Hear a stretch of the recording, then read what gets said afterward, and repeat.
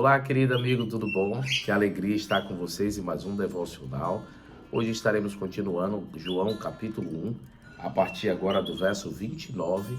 E também, queridos, queria lembrar vocês que todos os dias temos o estudo da Escola Sabatina, logo aí às 6 horas, participe conosco.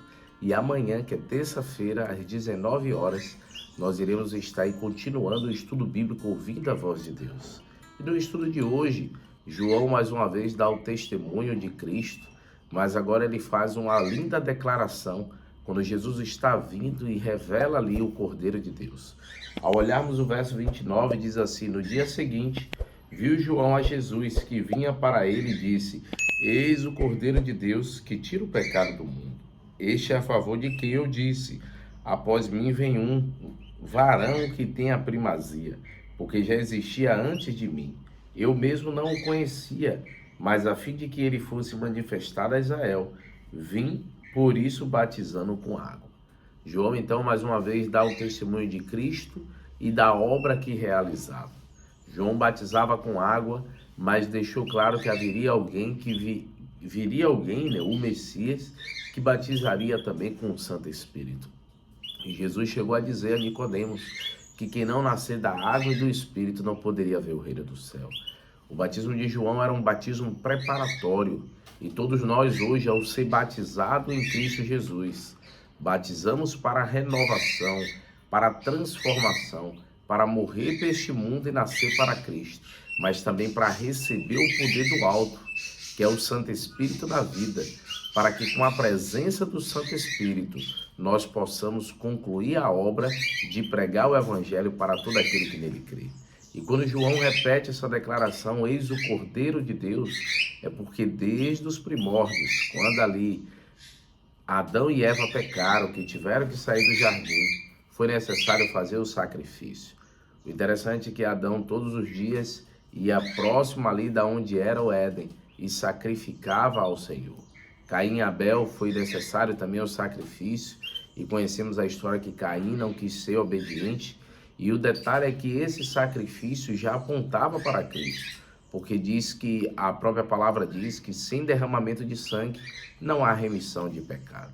Então Cristo veio como Cordeiro de Deus, se entregou por nós e morreu na cruz, para que através do seu sacrifício nós tivéssemos oportunidade de vida eterna. Você observa que no livro de João, ele não é detalhista como nos outros evangelhos do batismo de Jesus. Jesus entrando na água, Jesus saindo da água, porque ele sabia que já existia, como eu disse a vocês, o livro de João foi o último a ser escrito, que já tinha os evangelhos sinóticos, Mateus, Marcos, Lucas, já tinha colocado os detalhes desse batismo. Mas há uma pequena declaração no versículo 32 que diz: e João testemunhou dizendo, viu o Espírito desceu do céu como pomba e pousou sobre ele. Eu não o conhecia. Aquele, porém, que me enviou a batizar com água, me disse: aquele sobre quem virei descer e pousar o Espírito, esse é o que batizar com o Espírito Santo. Pois eu de fato vi e tenho testificado que ele é o Filho de Deus. Então agora ali João viu a Cristo sendo batizado e, como eu já havia falado aqui, recebendo o Espírito Santo. E agora ali, para nós como adventistas, ficou instituído que toda vez que a gente é batizado na água, a gente também precisa ser batizado no Espírito. Não estou dizendo com isso que naturalmente todos são, porque a presença do Espírito Santo na vida há as suas manifestações. O desejo de pureza, o desejo de pregar o Evangelho. Observe que o ministério de Jesus começou depois do batismo e vários outros também, ao serem batizados, começou a pregar. Então, uma das provas que você tem o Espírito na sua vida, o Espírito Santo, é quando você aceita o convite de Deus para pregar o Evangelho. Quando você não consegue ficar no seu estado normal, ao ponto de ficar em silêncio, mas sim sair para pregar do Evangelho de Cristo. E aí agora, do versículo 35 em diante, João fala sobre o chamado dos discípulos. Eu acho interessante que João omite seu próprio nome, porque quando Jesus passou, foi dito de novo no versículo 36, eis o Cordeiro de Deus. E aí ele diz assim no verso 37, os 2 discípulos, ouvindo dizer isso, seguiram a Jesus. Aqui João omitiu o seu nome por humildade, mas ele está se referindo a ele e seu irmão Tiago.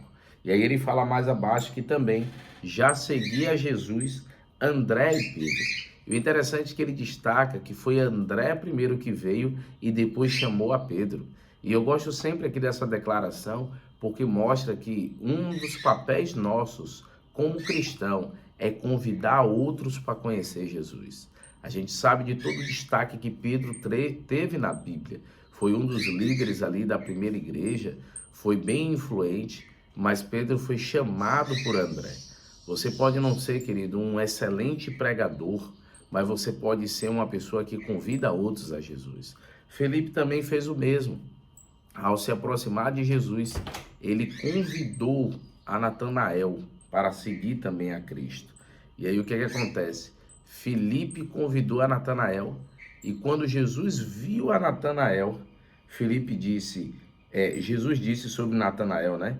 No verso 47, eis um verdadeiro israelita em quem não há dolo. E ali então Jesus disse que o viu orando debaixo de uma figueira. E Natanael ficou surpreso porque foi um momento dele de intimidade com Deus. E ele fez aquilo achando que ninguém tinha visto. E aí no verso 51 Jesus diz, e acrescentou, em verdade vos digo, que verei o céu aberto e os anjos de Deus subindo e descendo sobre o Filho do Homem. Mais coisas Deus revelaria a Natanael e aos discípulos que ali estavam seguindo. Bastava eles crer e confiar em Jesus. Que você também creia e confie que o milagre de Deus ocorrerá em sua vida. Vamos orar? Querido Deus, ó Pai, graças te damos por teu amor e bondade. Obrigado por tudo que tem feito por nós. Por favor, Deus, abençoe a Oriane, a sua família, sua amiga Nazaré.